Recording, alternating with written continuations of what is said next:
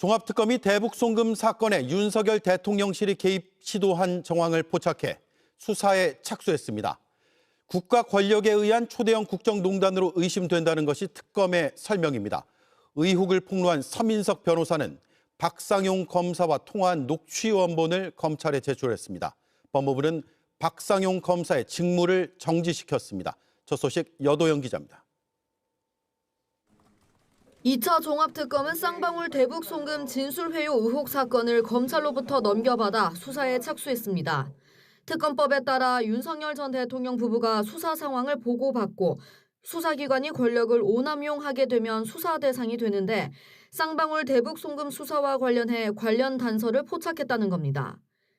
26년 3월 초순경에 쌍방울 대북 송금 사건 관련해서 윤석열 정부 대통령실이 개입 시도를 확인한 바 있습니다. 이에 따라 2026년 3월 하순 서울고검 인권침해 TF에 사건 이첩을 요청한 것입니다. 윤 정부 대통령실의 개입 의혹과 관련해 초대형 국정농단이 의심된다는 게 특검 판단입니다. 국가 권력에 의한 초대형 국정농단 의심 사건이라고 보고 있습니다. 다만 구체적인 내용은 밝히지 않았습니다. 이런 가운데 의혹을 폭로한 이화영 전 경기부지사 측 서민석 변호사는 박상용 검사와 자신이 나눈 통화 녹취 파일 원본을 서울고검에 제출했습니다. 민주당 청주시장 예비후보로 경선에 참여하고 있는 서 변호사는 녹취 파일의 자깁기 의혹을 부인했습니다. 이 녹음 파일이 저의 이익을 위해 조작되었거나 재구성된 것이라면 저는 청주시장 예비후보직에서 즉시 사퇴하고 모든 책임을 지겠습니다. 반면 박 검사는 서 변호사 측에서 먼저 방조범으로 해달라고 요구했고 녹취는 맥락이 삭제된 것이라고 주장하고 있습니다. 법무부는 수사 과정에서 직무상 의무 위반 등 이유로 감찰을 받고 있는 박 검사의 직무를 정지했습니다. 지난 2019년 김성태 쌍방울 회장이 필리핀에서 북한 공작원 리호남에게 70만 불을 건넸다는 주장은 대북 송금 사건의 핵심 증거였습니다. 그런데 이종석 국정원장이 오늘 국회에 나와 리호남이 그때 필리핀에 없었다고 밝혔습니다. 그 시점에 제3국에 있었다는 출입국 기록이 확인됐다는 겁니다. 앞서 이화영 전 부지사에게 연어 회덮밥을 직접 가져다 줬다는 교도관의 증언도 나온 바 있습니다. 박상용 검사는 이미 법정에서 받아들여지지 않은 증언이라며 반발했습니다. 이종석 국정원장은 오늘 국회 정보위 비공개 회의에서 북한 공작원 리호남이 2019년 7월 당시 필리핀에 없었던 게 확실하다고 증언했습니다. 2019년 7월 23일 4일 동안 통일전선부장 김영철에게 일생일대 최대의 임무를 부여받고 제3국에서 그 임무를 수행했다. 그리고 그 임무를 마치고 중국으로 들어갔다. 쌍방울이 이재명 당시 경기도지사의 방북 비용 70만 달러를 대납했다는 대북 송금 사건의 핵심 증거를 흔드는 증언입니다. 이 원장은 지난주 국정조사에서도 같은 취지로 말했습니다. 제3국에서 다른 나라로 갈 때 사용한 여권은 본인 본명 여권이었습니다. 위조 그 여권이 출입국 확인을 했습니다. 박상용 검사가 이에 대해 이미 이화영 전 경기부지사 재판에서 제기했다가 배척당한 주장이라고 반박하자 이번엔 법정에 제출되지 않았던 여권과 출입국 기록을 국정원이 꺼내든 겁니다. 정청래 민주당 대표는 이른바 연어 술 파티 관련해 교도관들의 국정조사 증언을 회의에서 공개 언급하며 공세에 불을 지폈습니다. 교도관님, 5월 17일 그날 직접 연어 회덮밥을 받아오셨다고 하는데 맞습니까? 예, 제가 검찰 1층 성사에서 같이 있던 수사관이랑 가서 받아왔습니다. 그것을 받아서 영상 녹화실에서 김성태와 이화영 등등이 먹은 거죠? 예, 맞습니다. 저는 이 내용을 듣는 순간 진짜로 피가 거꾸로 쏘았습니다. 다만 박 검사는 JTBC에 리호남 여권이 10개가 넘어 출입국 기록은 의미가 없다고 설명했습니다. 이종석 지금 국정원장이 또 나왔는데요. 네. 국정원 감사 결과를 발표를 했습니다. 윤석열 정부의 국정원은 TF를 구성을 해서 대북 송금 수사를 지원했습니다. 윤석열 정부의 국정원이 대북 송금 수사를 지원했어. 검찰이 하는 수사를? 그렇습니다. 핵심은 뭐냐? 쌍방울과 경기도의 연관성이 없다는 없다. 것을 알고 있었던 거야. 국정원이요. 국정원이. 연관성 없다고 나왔어. 그런데 이재명 대표에게 유리한 자료들도 많았을 거 아닙니까? 네. 그거는 싹 감춥니다. 국정원에서. 윤석열 정부의 국정원에서 감춰. 그리고 나머지 자료들만 이렇게 쓱 놔둬. 그런 다음에 수원지검이 압수수색할 때 요거 갖고 갈 수 있게끔 했다는 거야. 그럼 자료를 선별해서 준 거나 마찬가지잖아요. 그렇습니다. 이 이야기를 이번에 이종석 국정원장이 나와서 이야기를 했어요. 이 엄청난 이야기 아닙니까? 네. 그 장면 영상으로 보겠습니다. 윤석열 정부 출범 직후인 2022년 7월 4일 이창현 특별수사관이 전직 검찰 수사관으로는 이례적으로 국정원 감찰부서에 신설된 고위직에 특별 채용되었습니다. 이창현은 임명된 직후인 7월 14일부터 8월 18일까지 쌍방울의 남북비리 협력 사업 관련 국정원의 불법 탈법적 개입 점검이라는 명목으로 현안 대응 TF를 주도하였습니다. 이 TF가 쌍방울 관련 보고서와 작성자 등을 대대적으로 감찰했으나 쌍방울과 경기도의 연관성 여부는 감찰 결과 보고서에 없었습니다. 감찰부서 총책임자로 현직 부장검사 유도윤이 23년 2월 6일 임명된 가운데 5월 3일까지 직접 열람하고 이 중 13건을 특정한 후 압수수색에 대비하여 미리 빈직 조치하라고 5월 10일 지시했습니다. 이후 수원지검은 5월 18일 압수수색 영장을 발부받아 유도윤 부서장이 사전에 특정한 13건만 정확히 제출받은 것으로 확인되었습니다. 근데 이거 보면 진짜 무서운 게 검찰 인사들을 국정원으로 보내. 그 다음에 이걸 추진했더라고.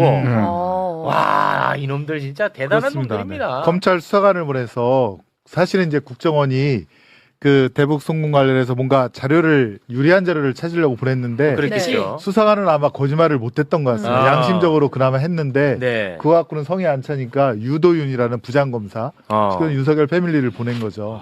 근데 이런 행태가 금감원에도 좀 비슷한 것 같아요. 이복현 원장을 금감원에도 보내서. 나왔죠. 네, 금감원에 근데 주가 조작을 수사를 못하게 막는 거라든가 네. 또 뭐 국무총리실에는 박성근 검사라고 그래서 또 윤석열 사단을 또 보내고 그러니까 국정의 모든 중요기관의 전반을 검사들을 보내서 장악을 했던 그 시도가 보였는데 네. 국정원에서 이제 드디어 이게 터진 거죠. 그렇습니다. 그걸 이종석 원장님이 밝혀주신 밝혔어 이번에. 이거 엄청난 이야기야. 공식적으로 밝혀주신 거죠. 너무 짜릿했어요. 예. 제가 위원장으로 있는데 이 자료를 사전에 갖고 오지 않았습니다. 그리고 이 자료는 없어요 저희들한테.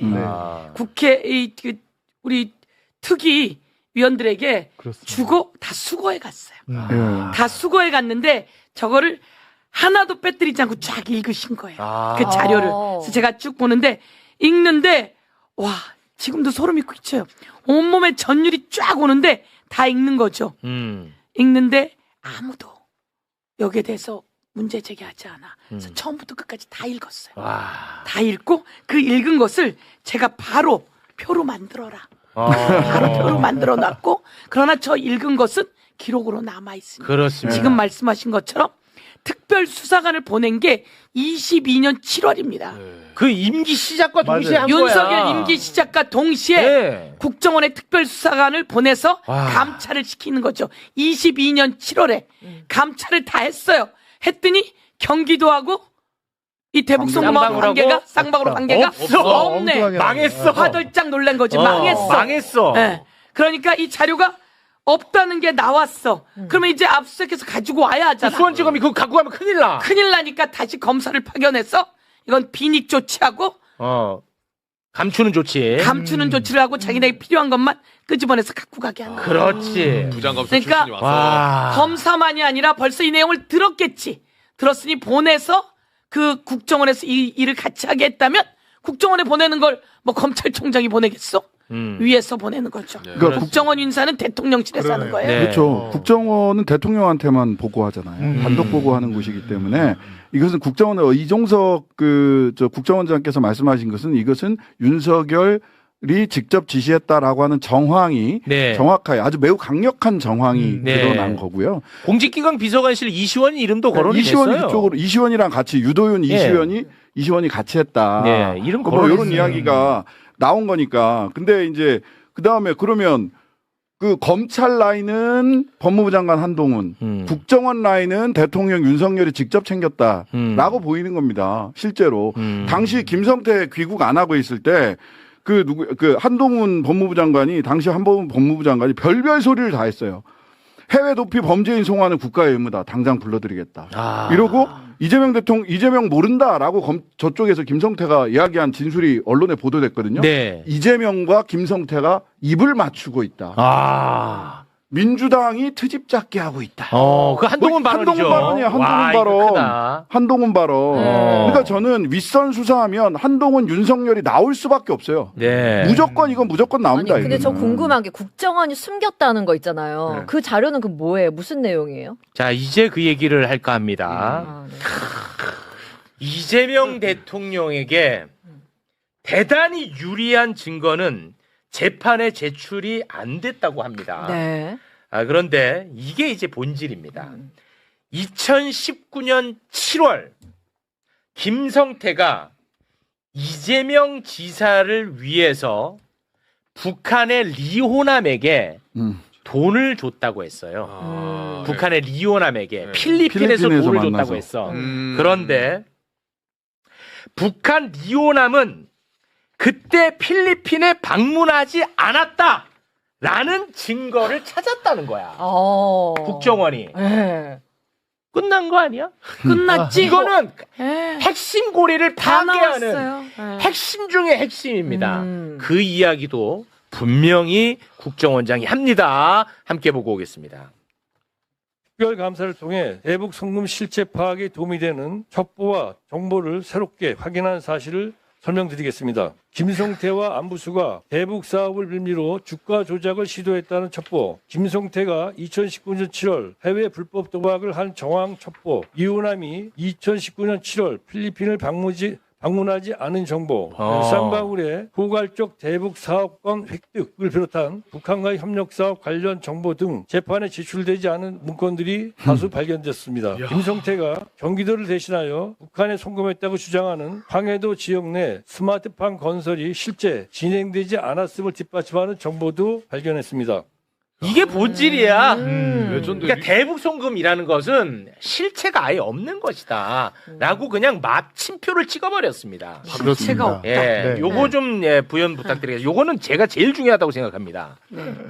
제가 한번 해볼까요? 좀 부탁드리겠습니다. 네. 자료가 하나 있어야 되는데. 네, 자료를 천천히 대북 찾으세요. 송금이 우선 대북 송금이라고 얘기했습니다. 네. 대북 송금은 어떻게 하는 게 송금입니까? 계좌로 보내는 거. 계좌로 보내는 게 송금입니다. 네. 그래서 여지껏 쌍방울에서 그 이재명을 대신해서 이화영을 대신해서 슝하고 송금했다고 다 생각하고 있는 거죠. 그러나 북한하고 우리는 슝하고 송금할 수 있는 대상이 아니다. 그래서 송금은 슝하고 한 적이 없다. 그래서 송금을 한 바 없다는 겁니다. 그러면 송금을 해야지 되는데 그러면 어떻게 송금하냐? 이 돈을 가지고 나가야 된다는 거예요. 네. 돈을 가지고 나가야 되는데 대한민국은 얼마 이상은 못 갖고 나가냐? $10,000 이상을 못 갖고 나갑니다. $10,000 이상 갖고 나가려면 신고를 해야 됩니다. 그럼 예를 들어서 $300만 갖고 나갔다고 쳐요. 그럼 $10,000씩 몇 명이 나가야 됩니까? 300명이 나가야 되는 겁니다. 그런데 그래서 이 사람들은 책갈피에다가 달러를 집어넣었다. 화장품에다 넣었다. 이렇게 되는 거예요. 그래서 $300만 가져나가는 걸 우리가 해봤더니 제가 또 다 한번 해봐라. 시연을 했어. 예, $100짜리가 0.1mm라 그래요. 0.19mm인가 그래요. 그거를 몇 장입니까? 3만 장. 셌더니 3.27m야. 여기서부터 저길 뚫고 올라가야 돼. 책장이 가야 되네, 책장이. 한 장에 1g씩 쳤더니 30kg야. 그걸 무슨 재주로 비행기를 통해서 갖고 나가냐 이겁니다. 예? 그래서 이만큼을 갖고 나갈 수도 없지만 이만큼을 갖고 나가려면 이화영과 이재명에게 김성태나 김성태 직원이 엄청나게 충성도가 높아야 된다. 불가능하고 충성도가 높을 수도 없고, 아이씨, 북에서 자꾸 이화영 형 대신 돈 달라고 하는데 그럼 내가 줄게. 술 먹고 그랬다는 거예요. 술 먹고 이거 주려고 300명이 지고 나갑니까? 그래서 이 부분이 현실적이지 않고 돈은 준 바 없다. 이런 이야기죠. 아까 이종석 그 원장께서 뭐뭐뭐는 첩보, 뭐뭐뭐뭐 정보 이렇게 네. 얘기할 수 있어요. 맞습니다. 네. 예. 그 예를 들면 김성태가 필리핀인가 어디서 뭐 도박을 했다라는 것은 첩보라고 이야기를 했고 네. 필리핀에 리오남이 오지 않았다라는 것은 정보라고 얘기를 했어요. 정보. 첩보하고 정보는 다른 거거든요. 첩보는 퍼즐에서 조각조각이에요. 그래서 이 조각들이 모여서 하나의 그림이 완성이 되면 정보예요. 정보는 팩트입니다. 의사 결정을 할 수 있는. 그러니까 김성태가 도박했다는 거는 그냥 여러 가지 이런 소리도 있고 저런 소리도 있는 것을 그냥 첩보라고 한 거고요. 네. 리호남이 필리핀에 가지 않았다는 것은 정보라고 얘기를 했어요. 그거는 팩트라는 겁니다. 빼박 팩트. 그거를 또 서영교 위원장님이 또 정리한 자료가 있더만. 그래요? 네. 리오남에 필리핀에 없었다. 네. 요 자료 있던데. 여기 있네. 네, 맞습니다. 네. 7월 24일부터 27일에 필리핀에서 리오남에게 돈을 줬다 이렇게 된 거거든요. 그렇습니다. 그러면 24일부터 27일 리오남은 뭘 했냐라고 이종석 원장이 이야기하시는 걸 제가 표로 만들었습니다. 그러면서 22일부터 24일까지는 제3국에 체류했다. 24일부터 26일까지는 리오남의 실명 여권이 움직여서 그걸 가지고 26일엔 또 다른 3국에 체류했다. 네. 그래서 필리핀에 있을 수 없다라고 표가 딱 만들어졌어요. 요거는 이제 정보. 요거를 딱 정리를 하면 필리핀에 리오남은 없었다는 정보가 되는 겁니다. 정보.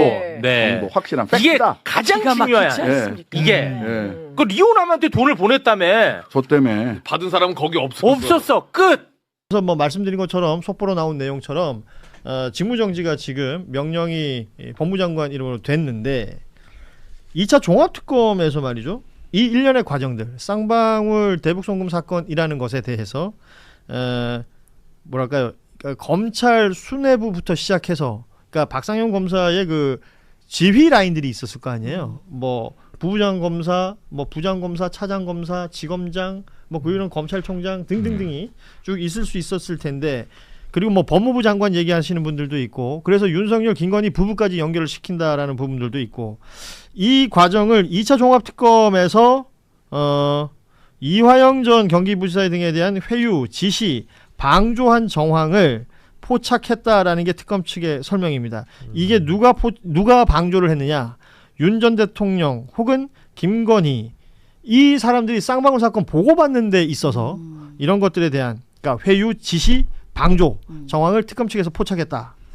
그러니까 최종 윗선으로 사실상 윤석열, 김건희 이 부부를 지목하는 것으로 이해가 되기도 하거든요. 네, 그래갖고 뭐 구체적으로 어떤 정황을 포착했는지는 두고 봐야 알겠습니다만은 2차 종합특검이 이 사건을 가져감에 있어 사실 우려하는 법률가들이 꽤 있었어요. 저도 그 중에 한 사람이고요. 왜냐하면 2차 종합특검의 수사 대상에 해당하냐 이게. 그렇죠. 예, 그게 관건이었거든요. 2차 종합특검은 윤석열과 김건희가 관련이 되어 있어야 수사를 할 수가 있습니다. 그러니까 윤석열, 김건희가 쌍방울 대북송금 수사팀에 뭔가 관여를 하고 진술 조작을 하는데 지시를 하든 관여를 하든 해야 이게 수사가 되는 건데 만약에 그 연결고리가 나오지 않는다라고 하면은 지금 수사 권한이 없어져 버리는 거고 그럼 나중에 지금 공소 기각이 되거나 하는 그런 문제가 될 수 있는 거거든요. 그래서 사건이 안 될 수도 그렇죠. 있다. 그렇죠. 그래서 사실 저는 가장 안전하게 가기 위해서는 2차 종합특검법을 개정해서 이거 아예 명시적으로 수사 대상에 박아주는 것이 제일 안전하다라는 말씀을 좀 드리고요. 그리고 만약에 윤석열, 김건희가 빼박으로 여기에 개입했다는 정황이 나오면 그러면야 뭐 안전하겠습니다만은 일단 한번 그게 어떤 식으로 사건 수사가 진행될지는 한번 지켜봐야 될 것 같고요. 그리고 박상용 검사에 대해서는 사실 지금 이 연어술 파티가 있었다는 게 23년 5월 17일 정도 전후입니다. 그렇기 때문에 근데 징계 시효가 3년이거든요. 그러니까 올해 5월 17일 정도 전후까지가 징계 시효예요. 그러니까 그 전에는 아마 징계가 완료가 될 것입니다. 그러니까 뭐 그거는 크게 걱정 안 해도 될 것 같고 남은 거는 이제 수사가 어떻게 되느냐를 좀 지켜봐야 될 것 같아요. 지금 저희가 준비한 표가 있는데 하나 좀 띄워주시겠습니까? 서울신문에서 만든 그래픽인데요. 그러니까 지금 이게 1년의 상황들을 쭉 보시면 됩니다. 2024년 4월부터 시작해서 뭐 25년 7월, 9월, 10월 그리고 뭐 4월 2일 2차 종합특검의 사건이 이첩되는 일련의 상황들까지 쭉 정리를 해놓은 것인데 저 사이에 서민석 변호사와 박상현 검사 사이에 있었던 그 녹취들이 조각조각 공개가 됐었던 것이고 그것을 전체 분량을 원본 파일을 서울고검의 서민석 변호사는 제출을 했고 고발인 조사를 받겠다라고 이렇게 입장을 낸 바가 있습니다. 그 과정 속에 여러분 다 보신 것처럼 지난 그 금요일에 이 조작기소 국조 이 특위의 전체 회의장에 뭐 여러 증인들이 나왔어요. 박상현 검사도 현장에 있었고 뭐 본인만 증인 선서를 안 했었죠.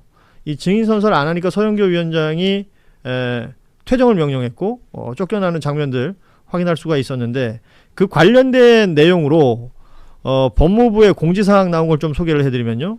검사징계법 제8조에 따라서 검찰총장 직무대행은 오늘 해당 검사에 대해 직무집행을 정지해 줄 것을 법무부 장관에게 요청했고 법무부 장관은 비위 사실의 내용에 비추어 해당 검사가 직무를 수행하는 것이 현저히 부적절하다고 판단해 직무집행을 정지하였습니다.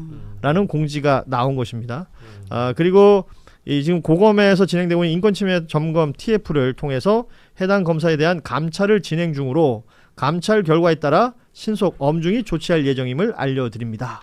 라고 지금 정리가 되었습니다. 자, 박상용 박상용이 지금 나와 있었을 때 저 태도도 문제지만요. 어쨌든 공무원이잖아요. 예. 공무원은 정치적 중립의 의무가 있습니다. 뭐 자기가 어떤 생각을 갖고 있든 말든. 근데 저 장면에서 너무나 지나치게 정치적 중립을 훼손한 일들이 있었거든요. 민주당 의원들에게는 막 째려보고 내려보고 막 별짓 다 하다가 그 쉬는 시간 중간에는 또 국민의힘 의원들 가가지고 형님 합니다. 예. 근데 이런 모습 자체가 중립 훼손이라고 전 보고. 그 현장에서? 네, 현장 그 오늘 아침 뭐 장윤선의 취재 편의점에서 단독으로 뭐 영상에 보면은 가서 국민의힘 의원이랑 번호 교환하고 거기 가서 90도로 인사하고 하는 장면이 포착이 됐어요. 근데 또 우리 회의, 그러니까 이 법사위 회의장에서는 마치 그 민주당 의원들은 마치 깔보듯이 내려보고 가가지고 막 이름표 확인하고 그따위 행동을 했단 말입니다. 이건 중립 훼손이라고 저는 생각 들고요. 일단 이 박상용에 대해서 저와 저희 민생경제연구소가 지난주 화요일날 고발을 했습니다. 네. 공수처에 고발하고 이제 오늘은 2차 종합특검에다 또 고발했거든요. 네, 그래서 또 수사를 받으셔야 된다 이렇게 생각합니다. 근데 저는 갑자기 이제 이런 정치 검사들을 바라보면 국민들도 좀 많이 익숙하시잖아요. 이제 이런 모습들이. 근데 뭐 사건의 얼개나 이런 것들도 저희가 전반부에 좀 다루긴 했습니다만은 다른 어떤 것보다 이제 곧 징계를 받게 되지 않겠습니까? 5월 17일 이내에 아마 법무부가 징계를 하겠죠. 근데 그 징계가 나오게 되면 뭐 징계에 딱 결정이 되면 또 박상용은 뭘 할까? 뭐 뻔하지 않겠습니까? 뭐 예를 들어 가처분 신청을 하거나 무슨 본안 소송을 하거나 뭐 이제 이런 방식의 여론을 어지럽히는 작업들이 또 이루어지고 이게 또 언론으로 하여금 소위 박상용 띄우기밖에 안 되는 보도들이 또 굉장히 많이 나올 거예요. 아까 제가 얘기했지만 이제 보수 성향의 언론들이 박상용을 활용하는 방식이라는 게 지금부터 또 보여주고 있기 때문에 하나의 검사를 또 정치인으로 만드는 공식처럼 윤석열을 만들었던 공식으로 또 이어지지 않을까? 그리고 또 한편에 우려가 되네요. 그래서 관련해서 말이에요. 오늘 한겨레에 아침 햇발이라는 칼럼이 있거든요. 손원재 논설위원이 쓴 건데 제목을 소개해드리겠습니다. 한동훈을 꿈꿨을 박상용 검사를 기다리는 것들이라는 제목이에요. 그러니까 딱이네. 보여주는 행태가 좀 비슷하다. 그러니까 뭐랄까요, 검사로서 굉장히 그 출세 그 라인을 잘 탔던 검사, 그리고 뭐 특수부 수사를 통해서 뭔가를 더 성과를 내고 싶어 했던 검사, 그 검사가 어떤 무리한 수사를 하거나 문제가 있는 수사를 했을 때 과거 그 윤석열 검찰이 살아있을 때는 이게 문제를 일으켰더라도 오히려 그게 훈장이 되고 좋은 평가를 받았을지 모르겠으나 지금은 세상이 바뀌었다라는 내용이 이 아침 햇발의 주된 내용이거든요. 아, 그러면은 그 칼럼의 주된 내용은 윤석열 한동훈처럼 하고 싶어도 넌 안 될 것이다. 이제 이런 그 취지로 보입니다. 예, 그러니까 그들이 활동했던 그 환경과 이 박상용 검사의 환경이 다르다라는 부분을 지적하는 것 같아요. 그렇죠. 그리고 윤석열 때는 윤석열 자체가 갑자기 무슨 범죄 혐의자가 되고 그러지는 않았었어요. 그렇죠. 박상용 같은 경우는 지금 명백하게 범죄 혐의자고 징계를 받을 거고 수사를 받을 거기 때문에 본인이 아무리 원하더라도 윤석열 한동훈처럼은 안 될 것 같고 뭐 임성근이나 김현태처럼 될 수 있을 것 같긴 합니다.